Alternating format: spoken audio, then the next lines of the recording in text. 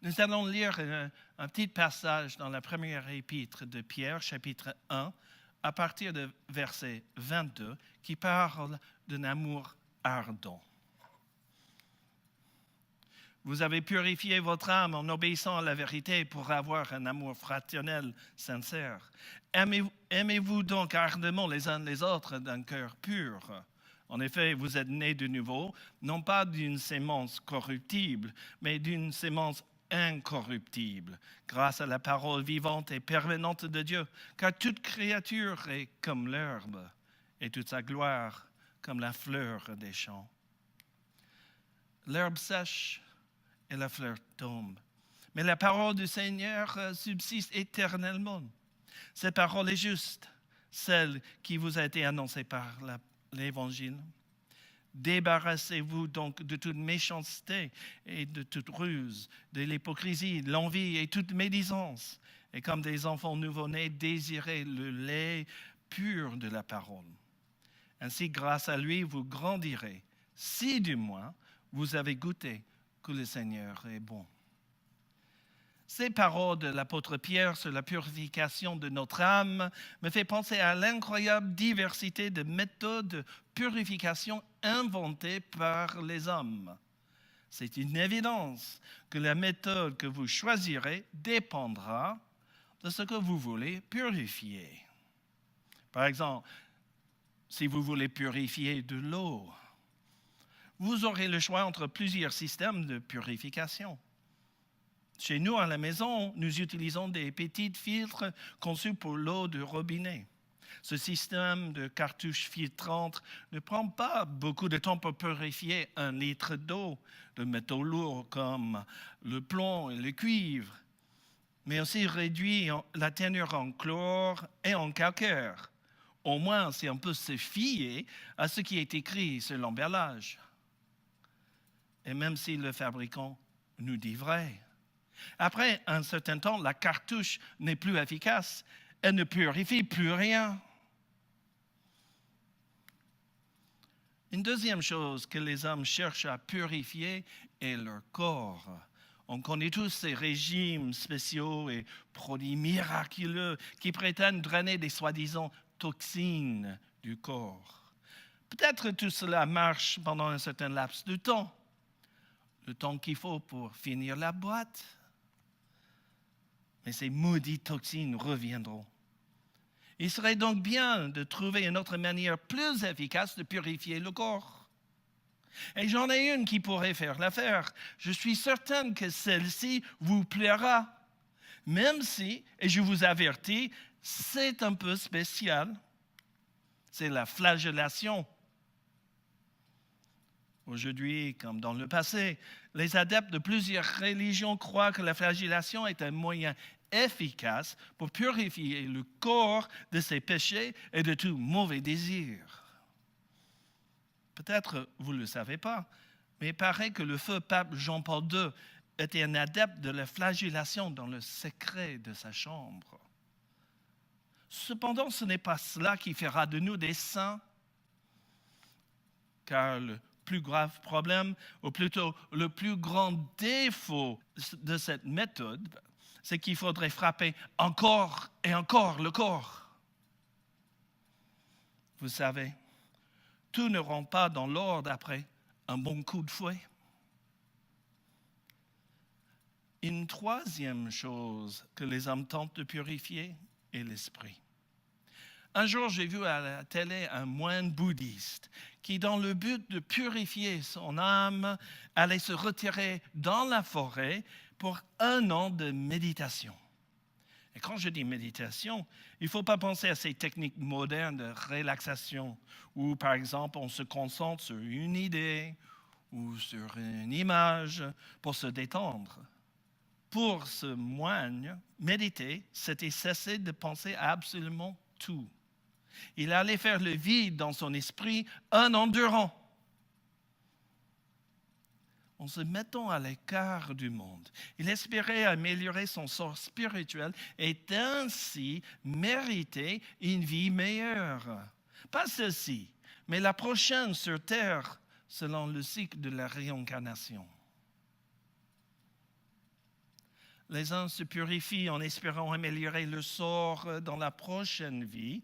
Les autres se purifient pour avoir une meilleure vie dans celle-ci. Et quand nous, les chrétiens, lisons ces paroles de Pierre sur la purification, il serait bien de nous demander quelle est la raison d'être de cette purification.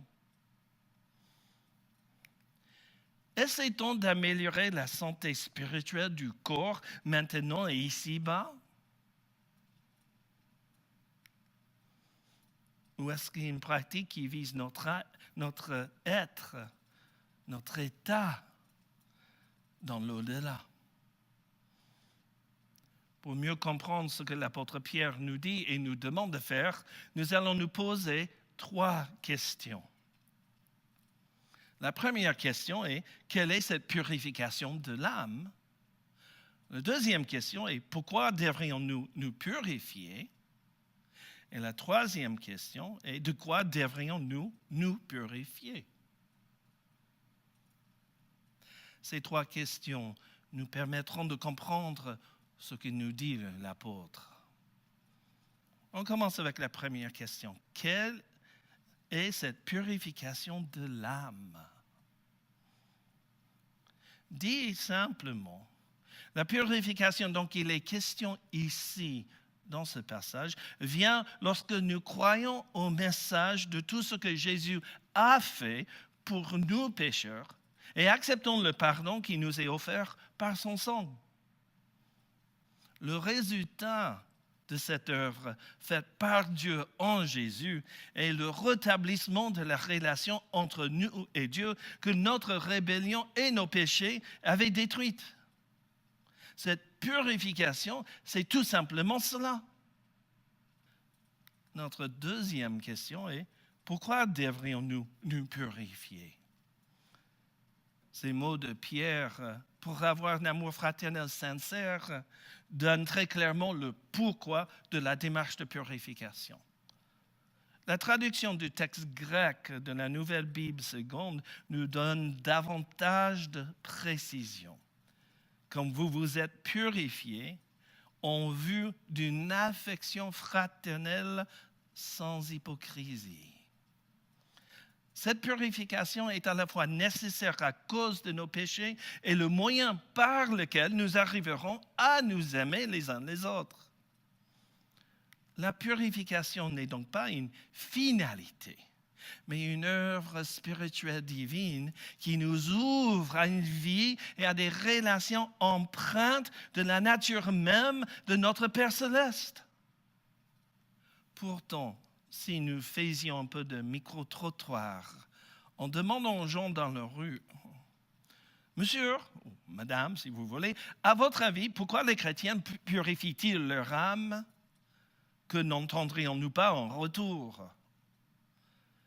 Puisqu'un grand nombre de gens dans notre société ne connaissent rien ou presque à la Bible, il se peut que nous récoltons énormément de réponses erronées.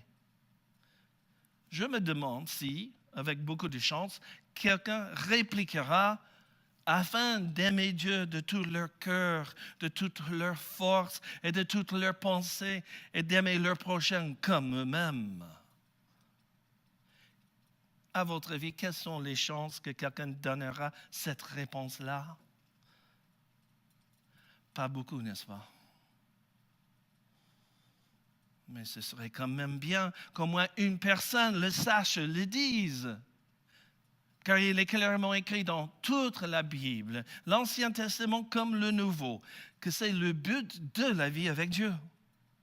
Nous sommes sauvés pour être en relation avec Dieu et les autres.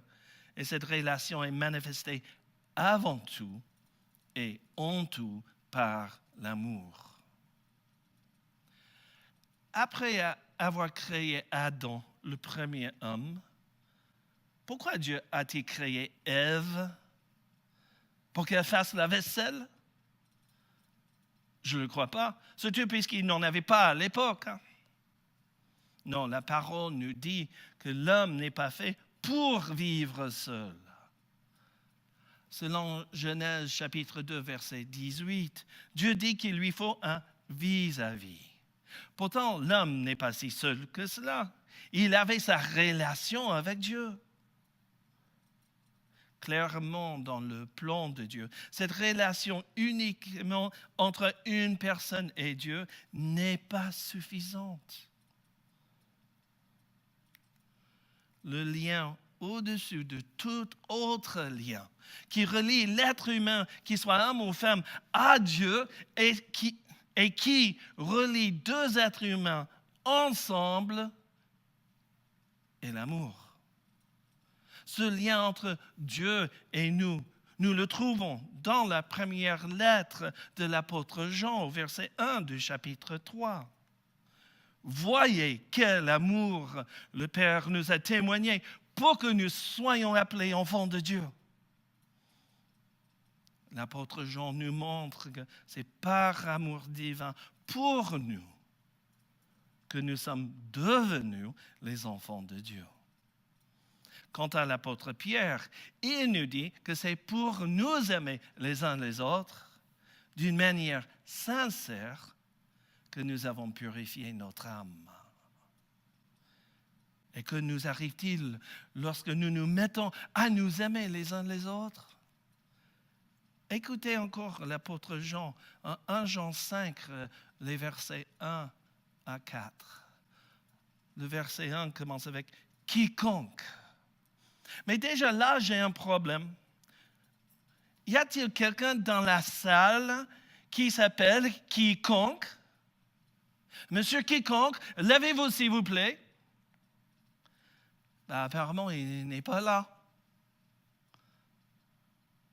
Je ne sais pas pour vous, mais je n'ai jamais rencontré monsieur ou madame quiconque. Alors, qui s'adresse l'apôtre? À tout le monde, n'est-ce pas? Pourtant, il arrive à des chrétiens de dire avec leur bouche que oui, Jean s'adresse à tout le monde, tout en croyant dans leur cœur que c'est tout le monde, sauf moi. Mais non, quiconque, ce n'est pas que les autres. Quiconque, c'est moi. Quiconque, c'est toi. Quiconque, c'est tout un chacun. On va donc reprendre en faisant attention aux paroles de Jean, car il s'adresse à chacun d'entre nous, quelle que soit notre origine, notre situation ou notre arrière-plan. 1 Jean 5, à partir du verset 1. Quiconque croit que Jésus est le Messie est né de Dieu, et si quelqu'un aime un père, il aime aussi son enfant. Nous reconnaissons que nous aimons les enfants de Dieu, au fait que nous aimons Dieu et respectons ses commandements.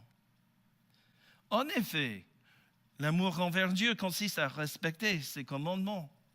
Or, ces commandements ne représentent pas un fardeau, puisque tout ce qui est né de Dieu remporte la victoire contre le monde. Et la victoire qui triomphe du monde, c'est votre foi. Ce que dit Jean est clair comme l'eau du roche. Notre amour et notre obéissance sont les conséquences directes de l'amour de Dieu pour nous et de notre foi. Cela veut dire qu'on n'obéit pas à Dieu afin d'être aimé, comme si son amour doit être mérité ou gagné. On lui obéit parce qu'il nous aime et parce que nous l'aimons en retour. C'est tout. Il pourrait vous sembler que nous nous sommes égarés bien loin du sujet de la purification, mais en fait que non. Nous n'avons fait que voir un second aspect de la raison pour laquelle nous purifions notre âme. Si nous le faisons, c'est tout simplement parce que Dieu nous aime. Cela veut dire que pour purifier notre âme, nous n'aurons pas besoin de nous flageller. Vous êtes sans doute aussi soulagés que moi. Cela signifie que nous n'avons pas besoin d'essayer de faire le vide dans notre esprit une année durant. Je ne peux pas, vraiment. Je ne peux pas vous dire à quel point je me sens libéré là. Car honnêtement, je doute pouvoir faire le vide dans mon esprit pendant une journée entière. C'est trop de pensées, trop de choses dans ma vie. Comment alors faire le vide absolu pendant une journée? Et voilà quelqu'un qui veut le faire pendant 1 an. Je suis vraiment soulagé que je n'ai pas besoin de faire cela. Et peut-être vous aussi. Après avoir parlé de la nécessité de la purification afin d'être sauvé et afin d'aimer les autres, à partir du verset 23 du chapitre 1, Pierre parle de notre besoin de prendre en compte l'éternité. Et ce qu'il dit est renversant. Tout ce que les hommes écrivent, construisent et inventent et fabriquent sera un jour perdu à jamais. Tout. Comme preuve, il se sert d'une chose si évidente que nul ne pourra le nier. La durée de vie de l'herbe et des fleurs des champs. C'est une vérité que la beauté d'une fleur n'ajoute rien à la durée de vie. Lorsqu'ils étaient petits, mes enfants aimaient ramasser des pâquerettes dans la pelouse pour nous les offrir. Savez-vous la durée d'une pâquerette ramassée un jour d'été? C'est très court. Si tout dans la nature connaîtra un terme à son existence, tel n'est pas le cas pour la parole de Dieu, car elle ne vient pas de la terre. Venant de l'Éternel, celui qui n'a ni début ni fin, et demeure éternellement. En nous parlant de l'éternité, Pierre nous tire loin des préoccupations des hommes empêtrés dans la poursuite des choses matérielles. Il nous fait comprendre que finalement, cette poursuite, vue de l'éternité, est vaine. En voici un exemple qui vient d'une ville qui se trouve jusqu'au nord de Chicago. Cette ville est très prisée par les gens riches, mais il y a peu de terrain libre pour construire. Alors, les gens fortunés achètent de vieilles maisons pour les démolir. Ensuite, ils construisent leur château sur le terrain. Tous les 3 ans, à peu près 3 ans, on retourne aux États-Unis et on passe toujours par cette ville. Et on voit les nouvelles maisons qui ont été construites depuis notre dernier passage. Lors d'une visite, une chose qui nous a fait rire, c'était une nouvelle maison, donc la façade ressemblait à un vieux château français. Mais savez-vous ce qui va arriver dans 30 ou 40 ans à ces nouvelles maisons-là? Je pense que quelqu'un va les acheter pour les démolir. Tel n'est pas le cas avec la parole divine. Elle durera pour l'éternité. Notre salut, fondé sur l'œuvre de Dieu et sa parole, est donc éternel. Puisqu'il est ainsi, nous devons avant tout nous aimer les uns les autres. Si c'est pour cela que nous sommes sauvés, aimons-nous les uns les autres tellement ardemment que les non-chrétiens puissent voir en nous le reflet de Dieu. Nous sommes le reflet de Dieu lorsque nous aimons les autres comme il nous aime. Et on voit ces 4 actions par lesquelles il nous manifeste son amour. Tout d'abord, en se faisant connaître. Ensuite, en s'investissant personnellement dans la relation avec nous. Et troisièmement, en acceptant nos imperfections. Et quatrièmement, en nous amenant à nous purifier de toutes choses qui font du mal, soit à nous-mêmes, soit à la communauté des croyants. Remarquez bien l'ordre. Ce n'est pas nous purifier pour qu'il nous aime et nous accepte. C'est l'inverse. Il nous aime avec nos imperfections. Et parce qu'il nous aime, il nous aide et nous encourage à nous purifier de ces imperfections. Chacun d'entre nous reflète l'amour de Dieu lorsqu'il aime les autres chrétiens de la même manière que Dieu l'aime. Cette manière que nous venons juste de voir. Puisque cet amour est le reflet de Dieu et que Dieu est pur, il est donc normal d'attendre que notre amour soit pur, sans hypocrisie ni insincérité. Le mot grec pour hypocrite vient des comédies de l'Antiquité grecque. Il désignait le comédien qui portait un masque, paraissant ainsi autre qu'il ne l'était en réalité. Le mot dissimulation révèle bien ce qui est derrière l'hypocrisie. On cache ce qu'on est vraiment dans une volonté de tromper l'autre. Satan, dans le jardin d'Éden, est le meilleur exemple d'hypocrisie et de dissimulation. L'hypocrisie est un jeu d'ombre, une part de lumière, une part d'ombre. Et qui sait finalement ce qui est vrai? C'est comme les masques dans le théâtre grec. On ne voit pas le vrai. Pierre nous appelle à vivre entre nous un amour ardent, brûlant. En lisant le texte, je me suis dit que le contraire serait un feu froid. Mais cela me semble impossible. Normalement, un feu émet de la chaleur, n'est-ce pas? Avez-vous déjà vu un feu froid? Je pense que vous me répondrez, non, jamais. Mais moi, si, j'en ai déjà vu. Savez-vous qu'il est possible d'acheter un DVD d'un feu de cheminée?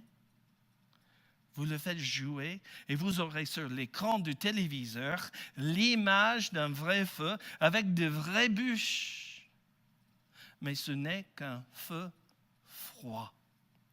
Ce n'est qu'un simulacre médiatique qui n'apporte aucune chaleur.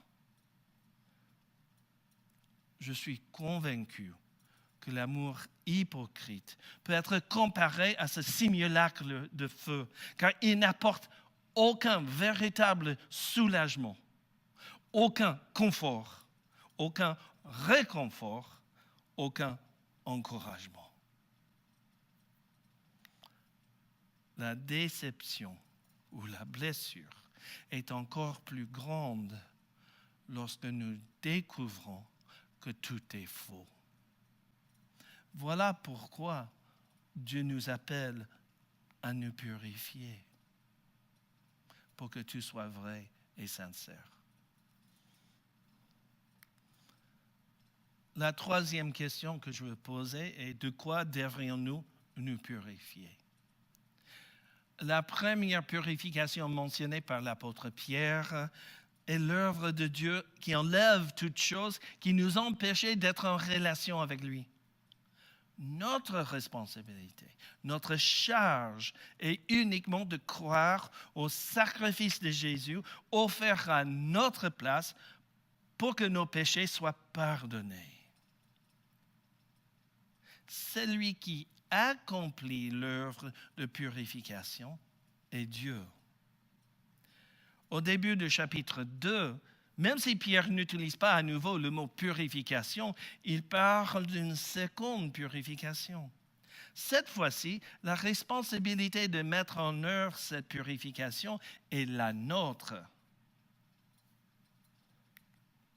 Après avoir été spirituellement purifié par Dieu, la prochaine démarche est de purifier notre cœur, notre bouche et notre esprit de tout ce qui nuit à ou détruit l'amour fraternel entre enfants de Dieu. étant tous des frères et sœurs, nous sommes appelés à nous aimer les uns les autres, comme notre Père nous aime. Et c'est ça la vie chrétienne. Toute pratique d'Église, toute action d'un chrétien faite sans amour est contraire à la vie avec Dieu et à sa parole. Une chose qui me désole est que dans certaines églises que je connais, on parle beaucoup plus d'évangélisation, d'implantation d'églises et d'activités que de l'amour entre croyants. Toutes les activités et projets que je viens de nommer sont importantes. Mais sans amour, ils peuvent devenir creux, vides et même vains. Comme l'a dit l'apôtre Paul en 1 Corinthiens chapitre 13, les versets 1 et 2 que nous allons lire, et je vais insérer quelques réflexions. Si je parle les langues des hommes et même celles des anges, mais que je n'ai pas l'amour, je suis un cuivre qui résonne ou un symbole qui retentit, c'est-à-dire que du bruit. Paul continue en disant, si j'ai le don de prophétie, la compréhension de tous les mystères et toute la connaissance, si j'ai même toute la foi jusqu'à transporter des montagnes, mais que je n'ai pas l'amour, je suis rien. Cela veut dire que je peux sembler être grand ou fort dans la foi, mais la réalité est tout autre. Comme au théâtre grec antique. Paul continue. Et si je distribue tous mes biens aux pauvres, si même je livre mon corps aux flammes et que je n'ai pas l'amour, cela ne me sert à rien. Autrement dit, c'est que du vent. Au verset 1 de chapitre 2, Pierre énumère une liste de 5 attitudes et comportements. Méchanceté, ruse, hypocrisie, envie et médisance dont nous devons nous débarrasser. J'ai envie d'appeler ces mauvaises attitudes et comportements des extincteurs de feu. Vous savez bien à quoi sert un extincteur de feu, n'est-ce pas? Mais j'ai compris qu'en réalité, ce sont des extincteurs d'amour. C'est malheureux. Mais l'expérience montre que certains chrétiens ne semblent pas comprendre ou ne veulent pas comprendre que leurs paroles et comportements peuvent faire du mal à ceux que Dieu aime et diviser ceux que Dieu a réunis. L'effet est comparable à celui de l'eau jetée sur un feu de camp. Nul besoin d'être polytechnicien pour savoir que l'eau éteint le feu. Au sein d'une église, le plus souvent, on éteint l'amour, non pas d'un seul et grand coup, comme si on jetait un grand seau d'eau sur le feu, mais par un arrosage régulier de mauvaises attitudes, de mauvaises paroles, de mauvais comportements et de péchés. Dans la communauté des croyants, l'obéissance à la vérité doit produire tout naturellement un environnement de bien-être et de réconfort où les uns font du bien aux autres. Mais je ne suis quand même pas né de la dernière pluie. Je sais bien que ce n'est pas toujours le cas. Je sais bien que l'une des premières raisons pour cet état des choses est que des chrétiens ne se sont pas débarrassés des mauvaises façons d'être et d'agir qui font du mal aux autres. En voici un exemple que nous avons vécu dans une église qui n'a pas besoin d'être nommée. L'une des membres de cette église ne se souciait jamais de l'effet qu'avaient ses paroles sur les autres. Elle disait à haute voix qu'elle avait le droit de dire la vérité. Mais nous avons eu la conviction que ce n'était que la vérité selon elle, sans doute la vérité qui l'arrangeait. Elle se servait de ce prétendu droit pour dire à haute voix tout le mal qu'elle pensait des autres dans l'Église. En fait, sa vérité à elle n'était que de la médisance et de la méchanceté. Le nombre de gens blessés par cette femme était si grand qu'on pouvait légitimement remettre en question la sincérité de sa foi. C'est exactement ce type de comportement que l'apôtre Pierre nous exhorte à éradiquer de notre vie et de notre communauté. J'étais toujours attristé de voir que les autres membres dans cette église laissaient faire cette femme, comme s'il s'agissait d'un comportement normal d'un chrétien. Si nous aimons vraiment Dieu, cet amour contrôlera et façonnera notre comportement à l'égard des autres et les mots que nous employerons. J'ai appris il y a quelques années une histoire vraie qui a eu lieu il y a plusieurs années en Angleterre, à un manoir qui s'appelle Ribson Hall. C'est un manoir dans le nord de l'Angleterre. Et là, il se trouve apparemment un drôle de statue, ou dans le passé au moins, un drôle de statue appelé le majordome à deux visages. Lorsqu'on l'a regardé de face, on voyait un visage souriant, plein de politesse. Mais lorsqu'on regardait de dos, on voyait un second visage sur lequel se lisait beaucoup d'insolence et d'impolitesse. À l'origine de cette statue se trouve une histoire vraie et un vrai majordome.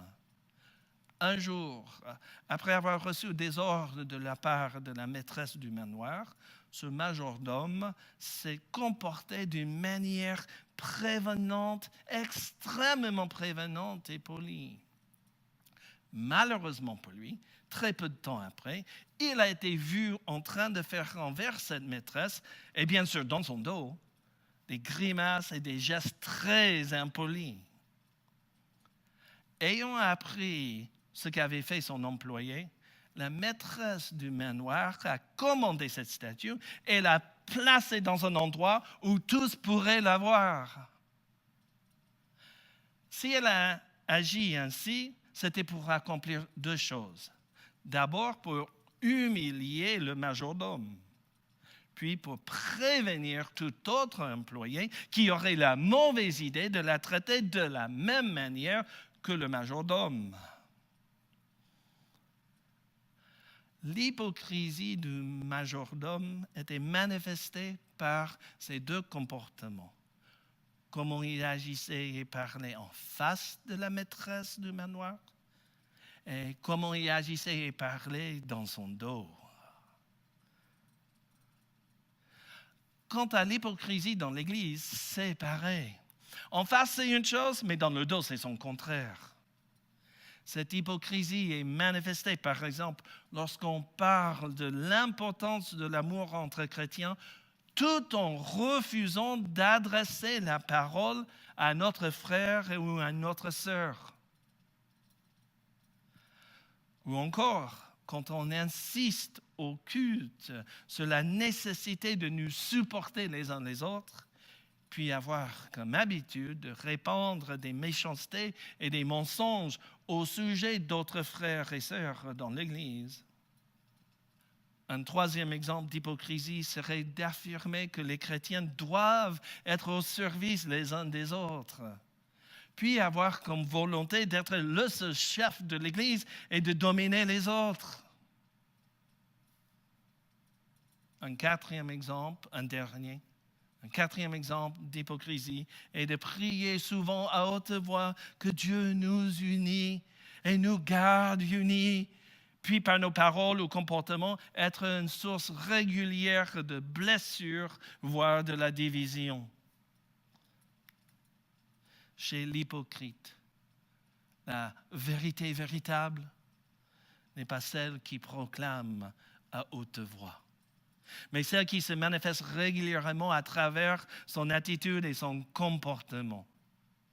Comme l'a bien dit notre Seigneur, l'arbre est connu par son fruit. J'aimerais bien faire une paraphrase, l'arbre n'est pas connu par ses paroles, mais bien par ce qu'il fait. Bien sûr, l'arbre ne fait pas, mais nos actions sont le fruit de ce que nous croyons. Un épisode dans la vie de Jésus montre comment l'hypocrisie peut détruire l'amour. L'histoire se trouve en Luc chapitre 7, les versets 36 à 50. Et nous n'allons pas lire ces versets-là, je vais juste en faire un résumé. Pendant que Jésus était chez Simon le pharisien, une pécheresse entre dans la maison et se met à pleurer devant Jésus. Puis elle essuie avec ses cheveux les larmes tombées sur les pieds de son Sauveur. En voyant ce qui se passe, Simon reproche à Jésus d'avoir permis à cette femme de lui toucher les pieds. Quand même, Jésus, comment est-ce possible? Vous ne savez pas qui c'est. Bien sûr, Jésus la connaissait. Selon Simon, puisque Jésus connaissait la vie désolue de cette femme, il aurait dû la rejeter. Si Jésus ne l'a pas rejetée, c'est parce qu'il est venu pour aimer de telles personnes, malgré leurs erreurs et leurs imperfections. Puis pour leur offrir le pardon pour ces mêmes erreurs et imperfections. Dans sa famille, qui est l'Église, la communauté des croyants, Dieu veut que ses enfants soient vrais comme lui est vrai. Pas d'entre-deux, pas de manipulation, de ruse malsaine qui vise autre chose que le bien des autres et du royaume. S'aimer sans simulacre nous permettra d'enlever les masques, de nous accepter avec nos différences et de supporter les faiblesses des uns ou des autres. Car l'amour véritable accepte l'autre tel qu'il est et l'aide à devenir plus fort. C'est ainsi que Dieu nous aime. C'est ainsi que Dieu attend que nous nous aimions. Quand les membres d'une Église ont comme priorité une vie communautaire faite d'amour ardent, le résultat sera une communion qui permettra à tous de poursuivre ensemble la croissance vers la maturité spirituelle et la transformation à l'image de Jésus, leur Seigneur. Et voilà pourquoi et de quoi nous devrions nous purifier. Ayant répondu aux 3 questions que nous devions nous poser, je voudrais terminer par une dernière idée. Bien manger pour bien aimer. Il y a quelques années de cela, le gouvernement français a mis en place une campagne contre la fameuse malbouffe. Étant américain, je ne l'ai pas trop mal pris. Le but est de nous encourager à manger de manière plus saine et plus équilibrée. Ils n'ont pas directement ciblé une certaine chaîne de restauration américaine, mais quand même. À travers des pubs et des messages, on nous encourage à boire et à bouger et à ne pas boire trop de boissons sucrées. Là, je me demande s'ils ont ciblé une certaine marque de boissons américaines bien sucrées. Mais il existe aussi une certaine marque de boissons françaises aussi sucrées que cette marque américaine. Et en plus, il faut manger 5 fruits et légumes par jour. Mais tout cela, vous le savez, n'est-ce pas? Le message est que chacun d'entre nous doit faire attention à ce qu'il met dans son corps, ce qu'il boit et ce qu'il mange. Le gouvernement veut toujours et peut toujours nous encourager à bien manger. Toutefois, c'est à chacun de veiller sur ce qu'il met dans sa bouche. Au verset 2 et 3 du chapitre 2, Pierre fait la même démarche que le gouvernement français. Sauf que cette fois-ci, la nourriture en question est spirituelle. Pierre se sert de l'image d'un nourrisson qui aime tant le lait de sa mère pour nous montrer l'attachement que chaque chrétien doit avoir pour la parole de Dieu. Un nourrisson qui aime le lait maternel va en redemander. Il s'y attachera car cela lui fait du bien et il aime le goût. Et sans ce lait, il n'y aura pas de croissance. Quant à la parole divine, elle est un lait spirituel qui peut nous faire grandir. Plus on en boit, plus on peut grandir en force, en connaissance et en amour. C'est donc en goûtant l'amour de Dieu et en goûtant la parole de Dieu que nous pourrons connaître l'amour de Dieu et le répandre autour de nous. Soyons donc comme des enfants nouveau-nés et désirons sa parole qui nous fera grandir.